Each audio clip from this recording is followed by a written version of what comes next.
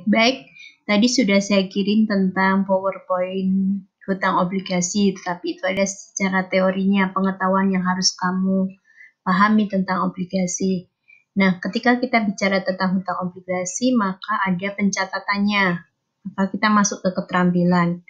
Yang saya tampilkan di sini adalah contoh ketika menjual obligasi atau menempatkan obligasi atau ketika menerbitkan obligasi, ya. Nah, ada 3 kemungkinan ketika perusahaan itu menjual obligasi. Penjualan bisa dilakukan dengan menjual sama dengan kurs pari. Kurs pari itu sama dengan 100%. Jadi harga nominal dengan harga jualnya sama.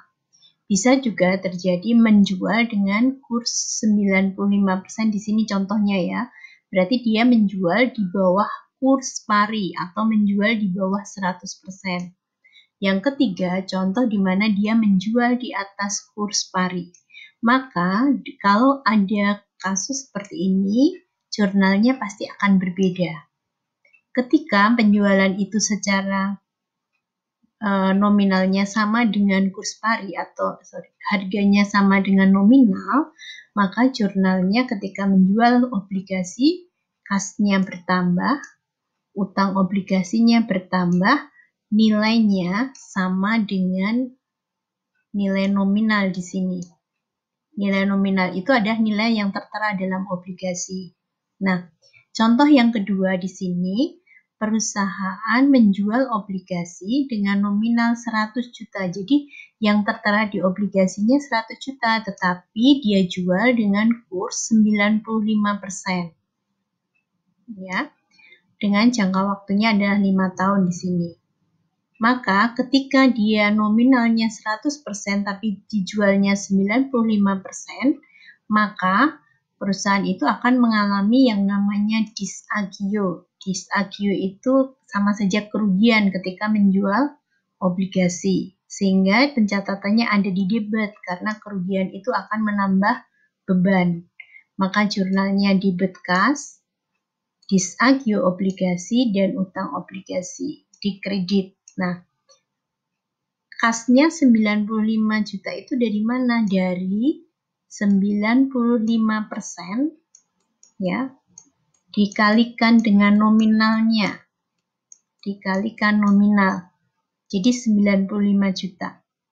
Nah, ketika utangnya itu 95 tapi uang yang kamu terima itu hanya 95 juta ya, nominalnya 100 juta tapi yang diterima 95, maka ada kerugian 5 juta di sini. Ya. Oke, jadi disagio itu adalah selisih antara nominal hutang obligasi dengan nilai kursnya. Oke. Yang ketiga, dia menjual nominalnya sama 100 juta tetapi dengan kurs 105%.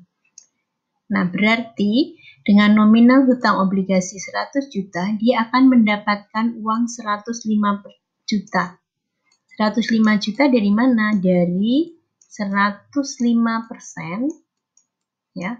105% kalikan dengan nominal. Berarti 105% kalikan 100 juta, ada 105 juta. Nah, ketika hutang itu hanya 100 juta, tapi uang yang kamu terima itu ada 105 juta, maka ada keuntungan penjualan obligasi atau di sini ada agio obligasi 5 juta. Kenapa dikredit? Karena ini adalah keuntungan atau pendapatan di mana saldo normalnya ada di kredit. Ya, jadi kesimpulannya di dalam penjualan obligasi bisa terjadi nominal sama dengan